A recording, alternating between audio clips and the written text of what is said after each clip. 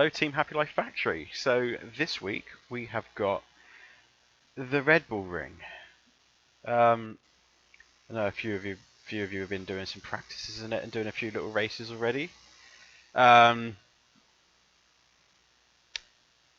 don't need to say too much. You've all heard me moan about the track limits on this one. It is not the clearest of track limits on any track. I'm really not happy with this one. Hopefully there's a little update before the race, but I doubt it from iRacing. It just feels like old Spa track limits. They're just very inconsistent, very poorly done. But it's the same for everybody. So before I go on, what I want to go across is their interpretation of the track limits on this track. So here you can see, I'll just read this out loud if you're watching this in bed or you're just eating some dinner. A car is considered within the track limits if half of the car is within the boundaries of the track. Off tracks occur with four wheels off the edge of the following described boundaries. Rejoin the track before the end of the curbing in these areas. These are the exceptions.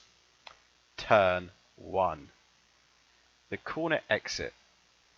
The edge of the red-white curbing. Be careful as the yellow sausage curb next to the red and white curbing may upset the car. But you need to be using that curbing because it allows you, and it doesn't give you a track warning if you go slightly over it. So people are using this line to get the maximum exit. They can make 2/10 up here, which means that if you don't use it, if you find yourself in a higher split race, you are just going to get overtaken by people who are. So if you are in a higher I rating, like above 1600, and you usually find yourself in a slightly higher split, I do suggest you try and do the line and don't be conservative here. Get comfortable with the limit. So iRacing say the curbing may upset the car. It doesn't say you can't use it. You can use it. Even though it's in red, I can get the wheels just on the other side of this curb. If I go more than the wheel over the curb, it's immediately track limits. Also, it doesn't tell you what the limit is here, which is very frustrating because I'm having a real hard time with these sausage curbs. 1 minute it's absolutely fine to use them. Next time it's a track limit and it ruins the lap. Turn 2. The edge of the red-white curbing at the corner exit are track limits. Yes. But again, to get the fastest exit out of here, you need to maximize the apex. There's a sausage curb here. If you go over that sausage curb with two wheels on it, it's track limits. It's really strict. But you want to use it to the maximum, you literally just have to get... Oh, there we go. My mouse just froze. To get the best exit. Because if you don't, you're closing up the corner. And again, if you find yourself in a higher split, you are going to get chased down and overtaken by the time you get to the bottom. So you not only do you have to risk it here to get a track limit almost every lap, but the fastest exit is to actually get right on this curb. And again, if it pulls you off, it can spin your car, and second of all, it drags you out wide and then gives you another off track, and it slows you down even further. And if you go out even further, you get a slowdown, even though you don't benefit from it in any way because of the sausage curb. Turn 5. So on corner exit, the edge of the red-white curbing. Okay, right, I've tested this, and you can get your wheels right on the edge here. So this really is half the car. You can put your wheels out here. As soon as you go off the curbing, even though there's a bit of concrete there, it's an off track, which I don't see the point in because you've got gravel right here. So if you go too wide anyway, there's gravel right here to slow you down. again, I don't. I think many of us already who've been practicing find it very odd on that. Um, I'm only going through this. I know it sounds like I'm having a moan, but it's just so you're aware, because this, if you're qualifying or you're in a race and it all comes down to track limits and incident points to give you that black flag, this is going to be the track to do it. So you can, you need to find a good balance between being conservative, being careful, but also you've got to be quick. And it's very counterintuitive when you've got a track like this with track limits like this. At apex, the edge of the red-white curbing on corner exit, the edge of the red-white curbing. Again, you don't this one I'm not too worried about because you don't need to go out that wide. But again, you can go out wider than this. This doesn't make sense. I've had my car right on the exit and I've not received any warning whatsoever.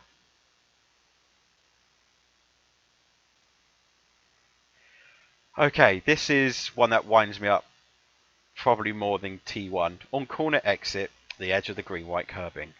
Okay, but if you keep your car with just your tyres here, on the edge here, there's a fine line, again, of going too far and getting off track. Keep it too tight. You're not going to get the speed on the exit. People are just going to catch you up. Again, this one, we'll go across this in the guide in a minute. There's a very specific line I've created to maximize the exit so you can use the lines of the track to make sure you get it right every time. On corner exit, the edge of the green-white curbing.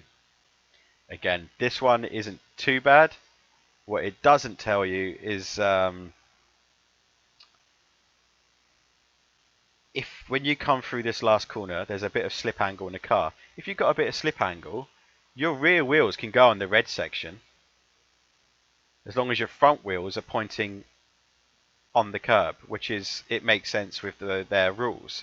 Like half the car must always be over the line. But what it's not telling you is how much curb you can use on the inside, because I've used this, I've now found a nice line to go across it, but finding that limit is so inconsistent because you're sliding through the corner as it's going downhill naturally. So the car is going to be sliding in that braking phase. So don't be put off if you keep getting track limit warnings. While you're practicing and you're practicing with the team, keep pushing those limits because you can't do it during a race. But as soon, like any track, as soon as you start practicing those limits and you get used to being on the limit and you know exactly how the car should feel to stay in the limit, you will get faster and more consistent. And especially in race conditions, we're all a bit more hyper aware. So you will be better, but I do think iRacing really need to fix this. But anyway, rant over. Let's get rid of that.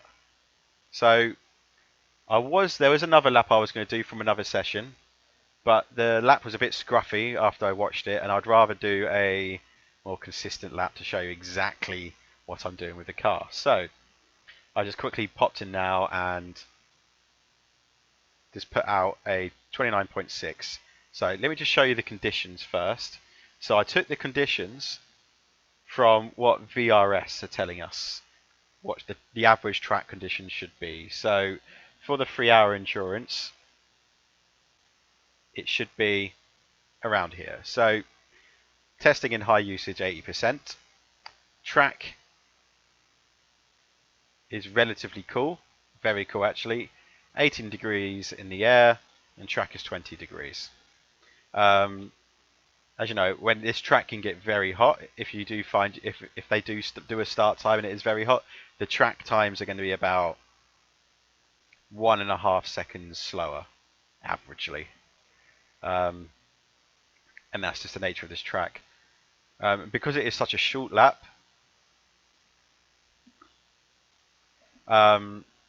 every tenth of a second is worth what you'd normally get 2 or 3 tenths of a second on a normal track, because it is so short. So this track is about being as consistent as possible and losing as little time as possible, because If you keep losing that little bit of time every lap, it adds up very quickly because that lap is so short. Right, so we're going to start the first lap. I'm just going to show you the onboard. And again, as always, I just want you to watch and see if you can pick up my braking points and look at the gears I'm using for the corners and how I'm turning in. So again, as always, I'll shut up for this section. I'll just put it into cockpit cam for you. And this is the beginning of this lap, the 129.665.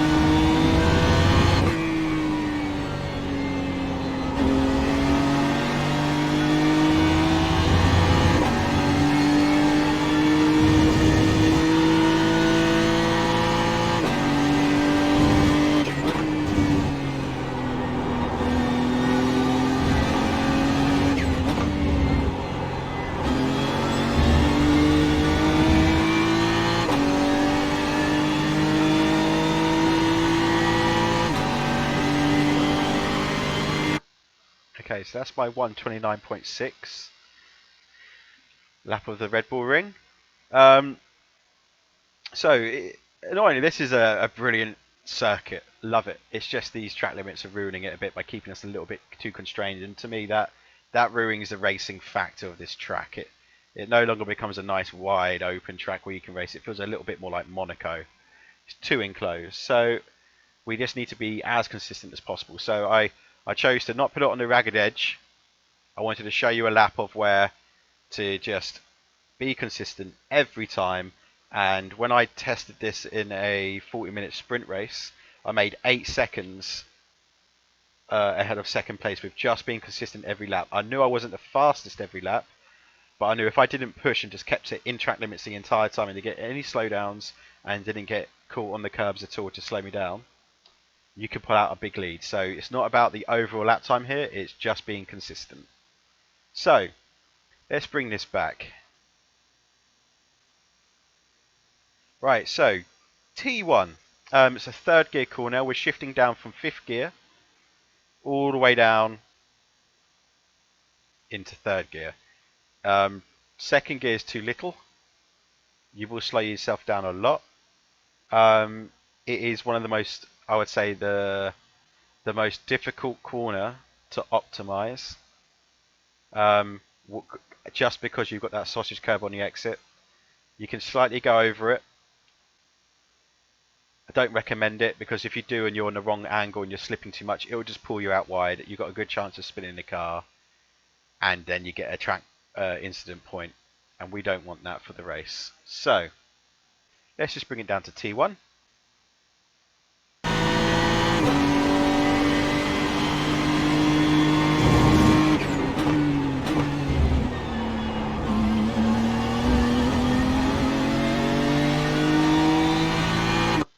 So you can see the exit there. I was just riding the curve, so now we'll switch that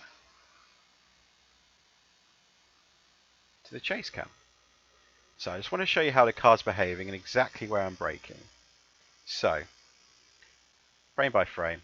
Oh, that's the wrong one. Let's get that moved over. So keeping the car straight, and we're going to bring it over to the left ever so gently. We don't want to go any further offline. You can go a bit further, but I find getting it off track is so easy on turning. So we're braking relatively early. You can brake later, but I find then the car is too unstable, too unpredictable for race conditions. So just to make you aware, I've got my brake bias on 51. If I find I can go quicker, if the brake bias is more forward, I can go all the way to 52.5. But there's two problems with that. Over the race, you will really dig into your front tyres tyre wear, and then you'll start to understeer a lot. Second of all, the rear on entry to these corners gets very unstable. On this track, the rear, it can come away from you very quickly, and it can just pull you out wide and spin you round. Excuse me. So I don't go any further forward than 51 degrees, and I find that's the perfect balance about getting the weight onto the front of the car, loading up the front wheels, but also not allowing the rear of the car to get away from me on turning. And that comes more severe on the second part of the circuit. So T1, we're braking very heavily, and we're going down into third gear from fifth gear. And as soon as we get past the 50 board, I'm already slightly turning in. You can see I've already shifted the weight of the car to the left. Okay, and I'm using the brake, and I'm coming off gently, but I'm holding the brake all the way into the corner, because we need to keep this car as stable as possible on entry. It's easy to go across setups and go, oh, I can put more downforce on, or I can, take more camber off the rear, give us a more like straight line grip. But it's going to affect you in the second part of the circuit, and you're just going to eat up your tyres. So this setup does really work. It's just you have to drive it to the nature of this track. So I'm not going over, I'm just touching the little sausage curb on the inside here. I find use any more, it's just unpredictable, and you usually end up with an incident point. Or use a bit too much, you get a slowdown. But also you want a slightly wider entry, because we want the car on the trajectory of the turn angle we've got to the apex.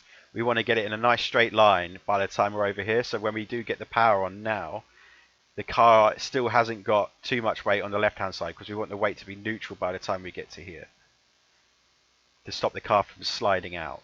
So half power, I'm very patient, and I build it up to full when I feel like the car can straight line. And I'm going to use the curb, but I'm not going to go over it too much. And I'm keeping the car as straight as possible when I'm on that. So I'm kind of lining the car up with the sausage curb on the exit, and I'm not putting any steering. I'm just straight lining it now until I need to move it over to the right ever so slightly to get it as straight a line possible for this section, this tiny little S here.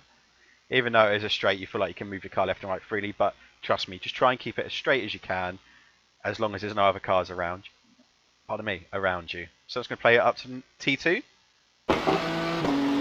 So keeping it to the right hand side, and then you're straight lining it, and then slowly start bringing it to the left, ready for the next braking zone. So I'm keeping it in line with this drain the whole time on the left hand side. I'm keeping my wheels on that because it makes the car as neutral. You want to get the car as neutral and unloaded as possible in a nice straight line for this braking zone here, so we can brake as late as we dare, but so we can get a nice stable turn in as well.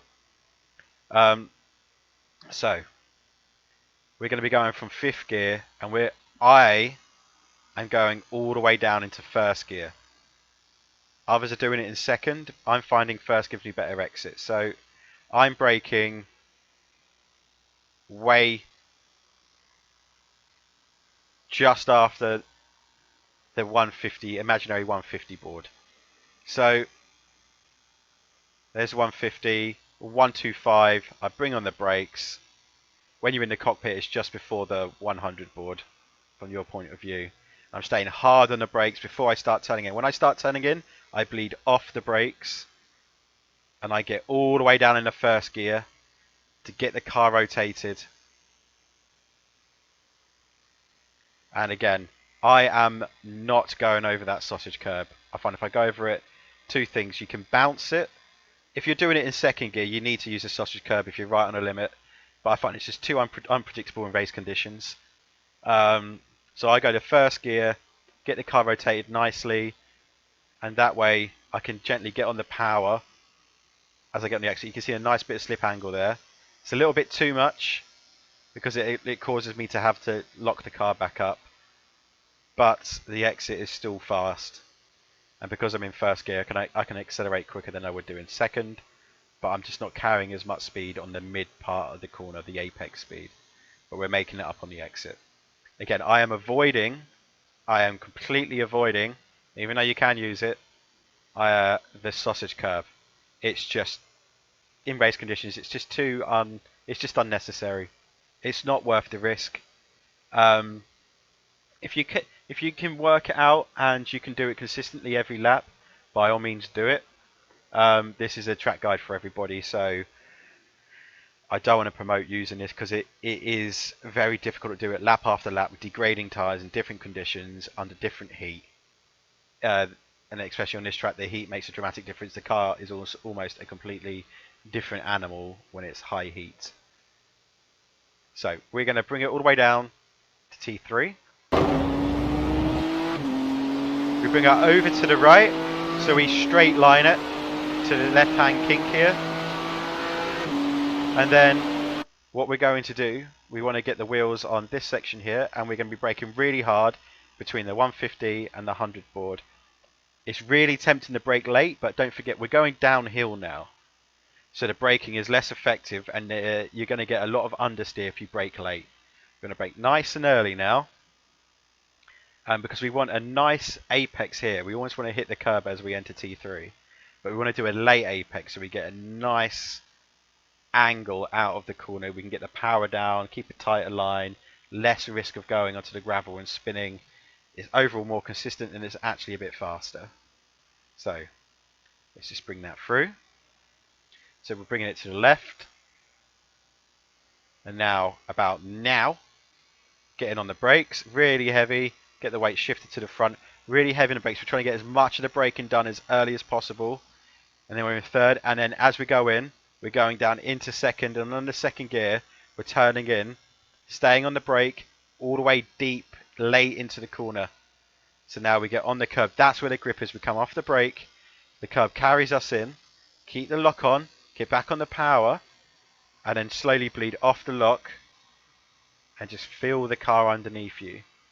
You want to use a little bit of this. I use quite a lot here, but you can use less than this. I just run it out a little bit wider. It's just my driving preference. But yeah, you don't want to push it right to the limit there because it puts the tyres under a lot of stress. Highly likely to go into the gravel. You can get understeer and you wear your tyres out too quickly. So we keep a nice smooth right hand line because we're going to try and get it nicely straightened up for T4. And we're going to be braking between the 100 and the 50 board. It might feel like you want to do a wide entry here. If you're using a lot of front bias, you can get away with it. I strongly suggest you do a tighter line because on this track, on the BMW, the rear can so easily step out. A more consistent, faster line that is better for the tyres is a tighter line, which seems counterintuitive. It's just the nature of this track, I'm afraid. So we're bringing it over to the right. I'm running it out a little bit too wide here. I'm spending more time getting it over to the right, which keeps the car a bit unsettled. But and get it lined up. Get the car lined up. Use it just over the curb here. We're gently on the brakes now, and we're shifting down from fourth gear down to third gear. Don't use second.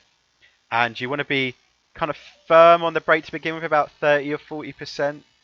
Do it early, bleed off of it, shift into third, and do a nice long trail brake into the corner to keep the rear of the car stable, because all the car wants to do in this section is spin.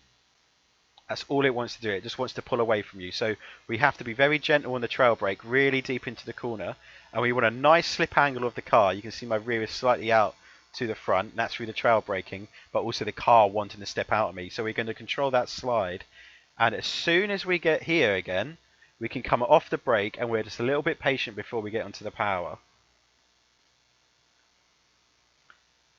Keep letting the car turn in. It's still wanting to slide ever so slightly as I come off the brake, and then we get on the power. Don't use too much curb. Don't go over the middle section because it bounces the car and you'll spin. And we're going to let it coast out nice and wide, but not too wide to get that really irritating incident point. So the incident point here, as you can see, I can get right on this. The incident point is this bit, this tiny little bit of concrete here between the curb and the gravel. Now,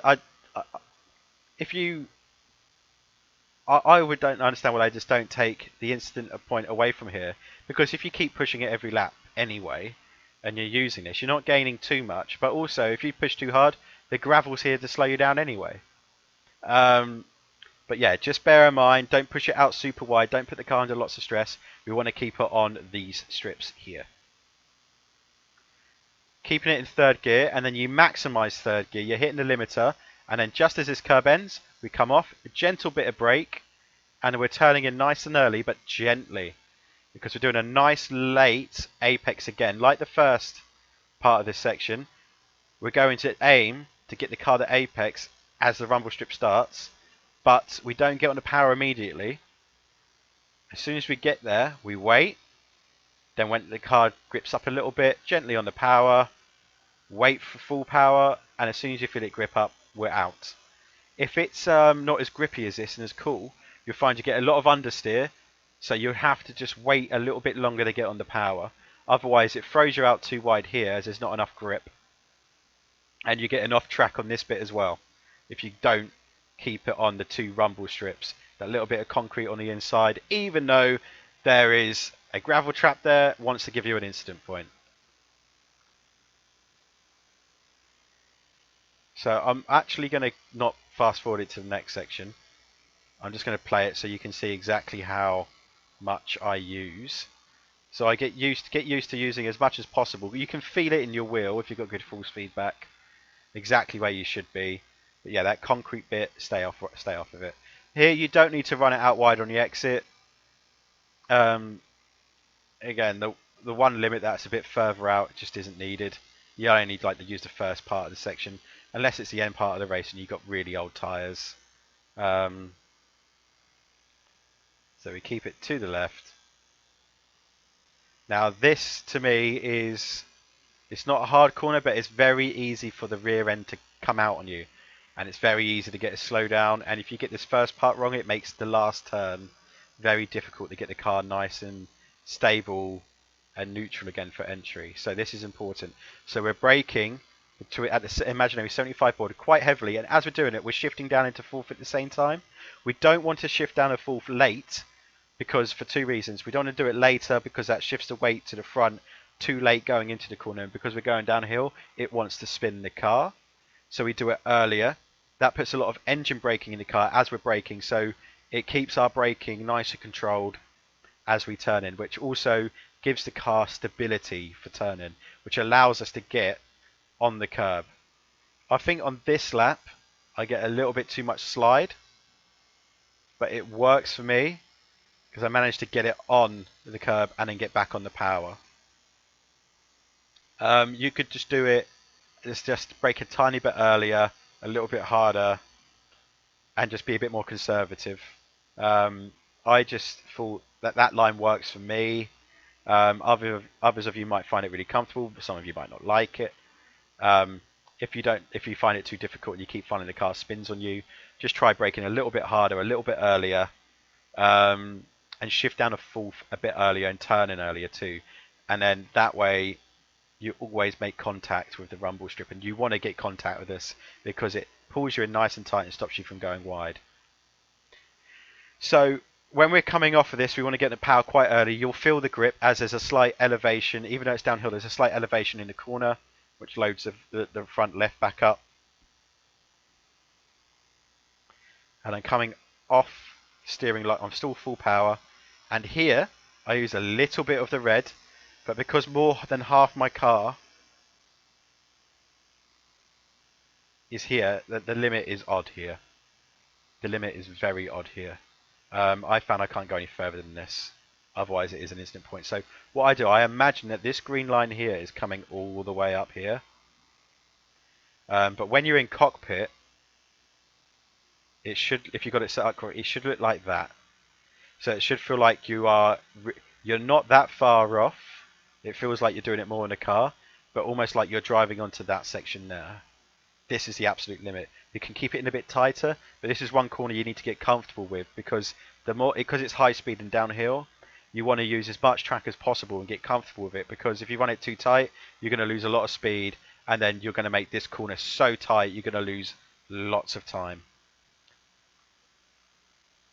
So let's bring this back out to into chase, and then I'm bringing it over to the right ever so slightly, because I'm already adding steering, lock and brake way before I'm braking as I'm getting.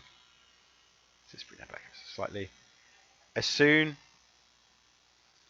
as in the cockpit view, I feel like I'm about 25-50 meters away from this section, and again I'll show you my point of view.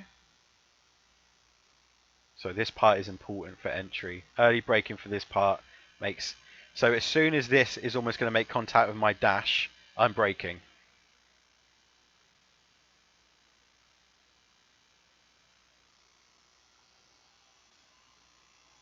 And then we're turning in, quite heavy braking, and as we're turning in we're coming off the brake, but we're staying on it because we don't want the rear of the car to unload and the front of the car to rise.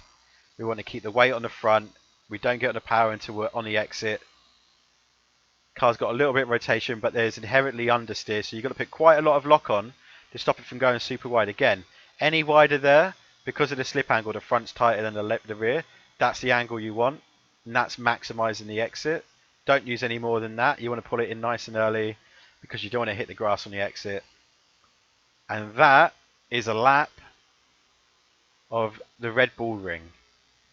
So I will show you that full lap from this point of view, and I'll talk you through the gears like I did on the last video as we're doing it. Okay, right, so it's a full speed lap. Here we go. So we're in 5th gear now. We're going to go down 2 gears, bring it to the left, braking before the 100 board, down to 3rd, staying on the brake, trailing it slowly on the power. Nice straight line of the sausage curb, and we're going to bring it over to the right ever so slightly, straight line it to the second part of the kink. It brings us to the left. We want to keep it to the left to get the car in as straight line as possible for braking just before the 100 board again. Hard all the way down in the 1st gear, turning in 1st gear, gently on the power. Avoid the sausage curb for consistency. Bring it over to the right, hit the car flow in a straight line. Bring it over to the left ever so slightly. Braking just before the 100 board. Down in the 2nd gear, late apex, get on the curb. Power, let the curb drag you back in. Up into 4th. And then after the 100 board, braking into 3rd. Trailing the brake all the way through. Don't let the rear end come out. Stay in 3rd gear. Hit the limiter. Gently on the brake again. Turning in. Get back on the power when you feel it grip up. Don't use too much of the exit. Let it coast out to the left but not too far. Bring it over to the left after the 100 board. Hit the brakes. Down in the 4th. Get on the curb. As soon as you hit the curb, back on the power. Use as much of the exit as possible. Staying on the brakes. Into 3rd gear. Exit. Power out.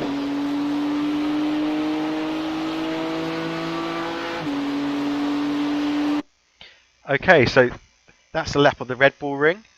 Again, this is a short lap, so it's just about being consistent, like I said at the beginning, and making as few mistakes as possible, because where it's a short lap, you've got higher chances of more incident points and more off-track penalties.